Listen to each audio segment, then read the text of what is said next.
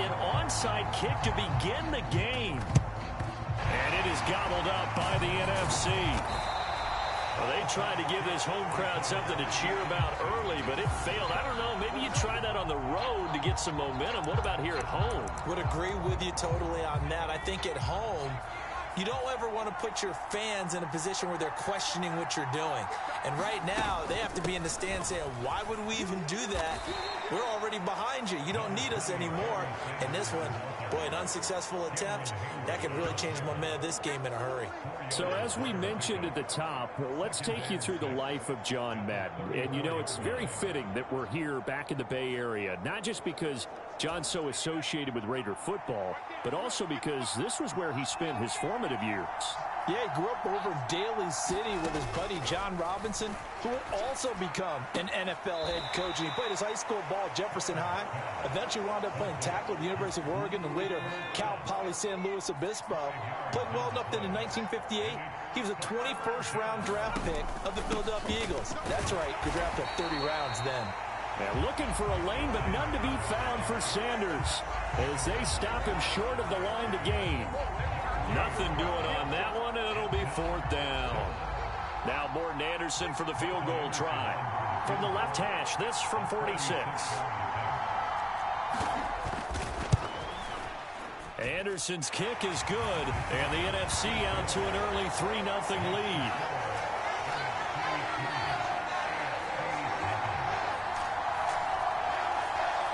So the big return had them fired up, but in the end, the offense stalls out. They only muster 3. Yeah, the excitement was there after the return, but they didn't move the ball at all after that. They didn't even get a first down. Fields it right around the goal line. And he'll get it up across the 20 to the 21-yard line.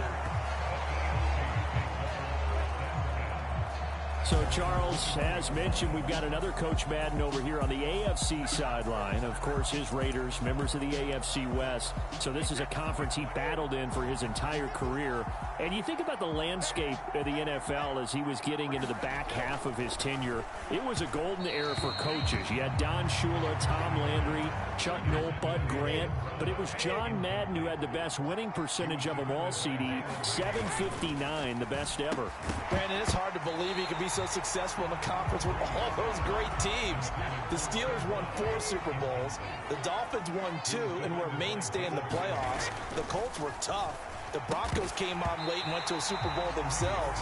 But against Hall of Fame coaches, John Madden's record, 36, 16, and 2. That's pretty incredible. His Raiders were a factor each and every year. That's an excellent job right there on 3rd down. Like any defense, you never want to let them get anything started, and that would have been a first down. Instead, you saw the contact on time, no penalty, and before this drive could get wings, it's 4th down. Brady going to go on 4th down, and he's brought down. Can't do anything with the football. It's a sack and a turnover on downs. Boy, a real head-scratcher there. And, boy, possession here turns over with the football already being in the red zone.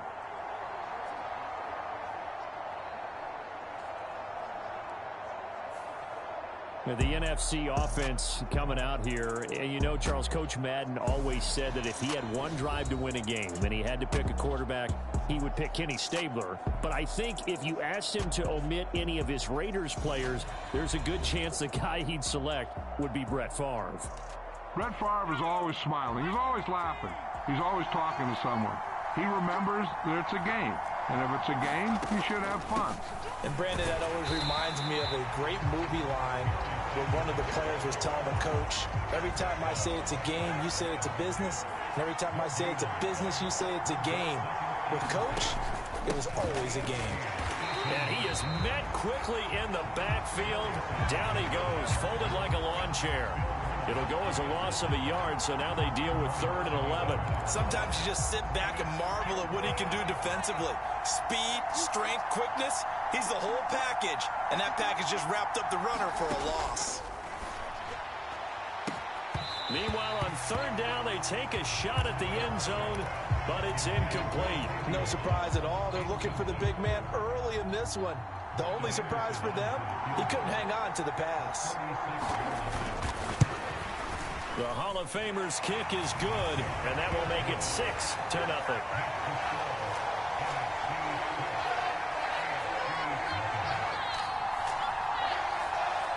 So the starting field position was terrific following the surprising turnover on downs, but the end result, only 3 points. Simply stated, I think you have to look at that as a missed opportunity. Taken at the goal line. And he won't get this to the 20-yard line as he's down at the 19. Now the AFC making their way out, and it's one of Coach's favorites, another local guy, Tom Brady, who will be at the controls. And boy, Coach always admired the way number 12 could run an offense, and especially his ability to stay calm under pressure. Tom Brady is a guy who's always looking downfield. He never looks at the rush. He hangs in the pocket, and he makes a throw. He's a cool guy. He's a tough guy. Let me tell you, there's no one calmer in the pocket than Tom Brady. And I know that Coach has a great appreciation for Tom Brady, who turned 45 back on August 3rd, because Coach coached a guy like him in George Blanda, who played a long time in the NFL. In this game, it features legends and active players. Tom Brady qualifies as both. Brady's incompletion on first down leads to a 2nd and 10. He'll look to throw. Quick slant to Brown. And getting this just shy of midfield. They'll spot it at the 49.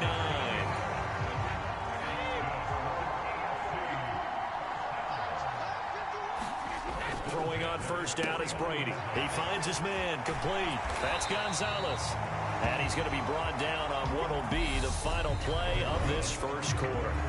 1 quarter in the books at the Coliseum. What a day. The NFC Stars with the early lead in the John Madden Legacy game on EA Sports. And that's going to be incomplete. Too tough to hold on to that one. It's 2nd down. Again, it's Brady.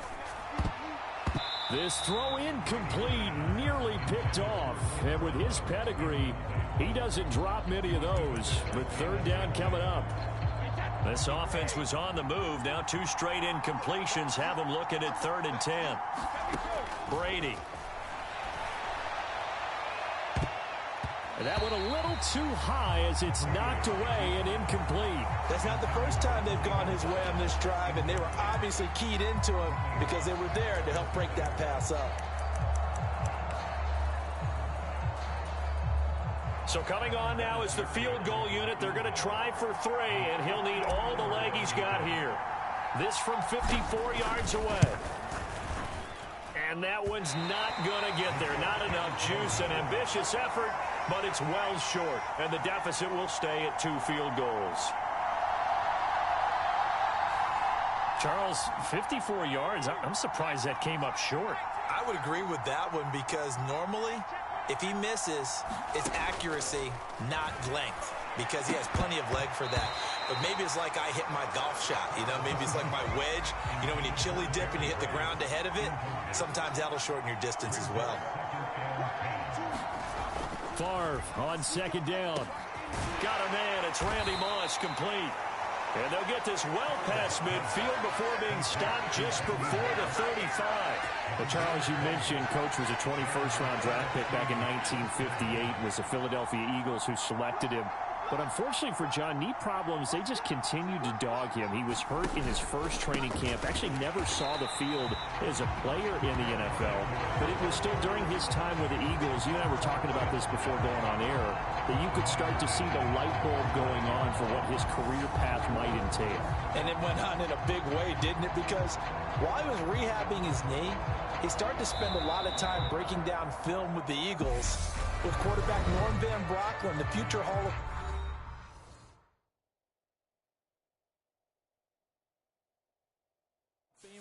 and future head coach in the NFL. Remember, Norm Van Brocklin coached with the Falcons. He coached with the Vikings. And it's there during that time.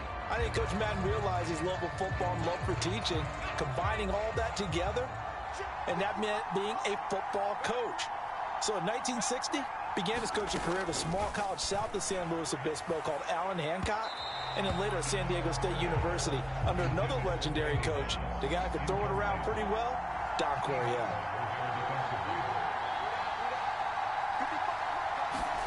Now on 3rd and long, they'll look to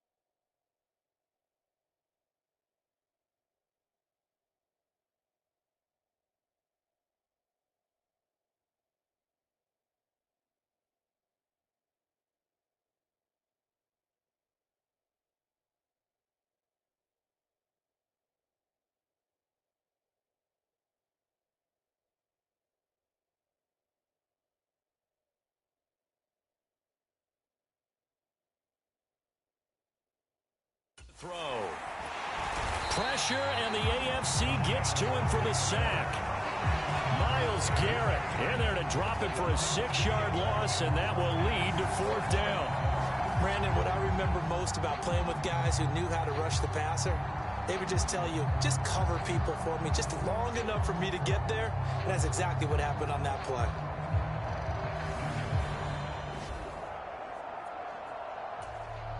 So on 4th down, here's the Australia native Mitch Wishnowsky to punt this one away. Back deep, 2-time Pro Bowler Dante Hall. And that is much too long. That's into the end zone for a touchback.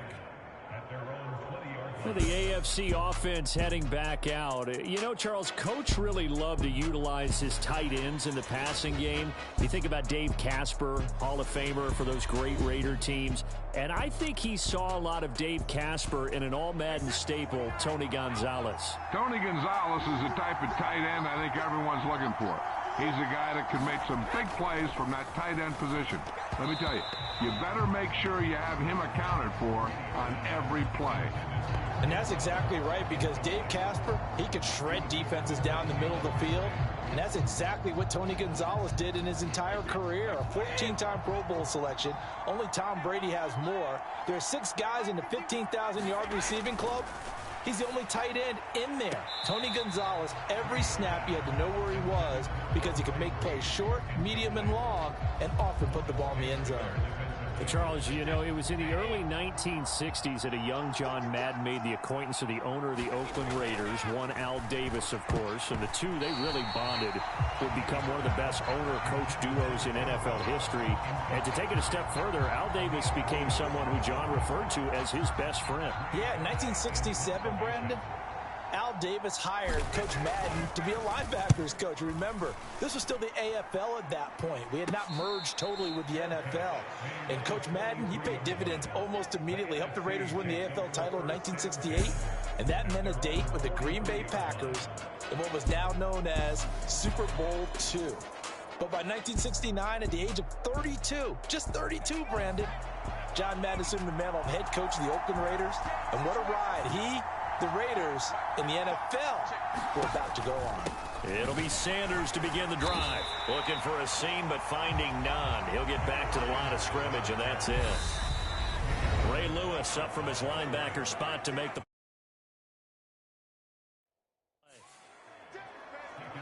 Hey, we want to let you know, give you a fair warning that coming up at halftime, the folks at EA Sports have put together a very nice package in tribute to Coach Madden. So make sure you stick around for that.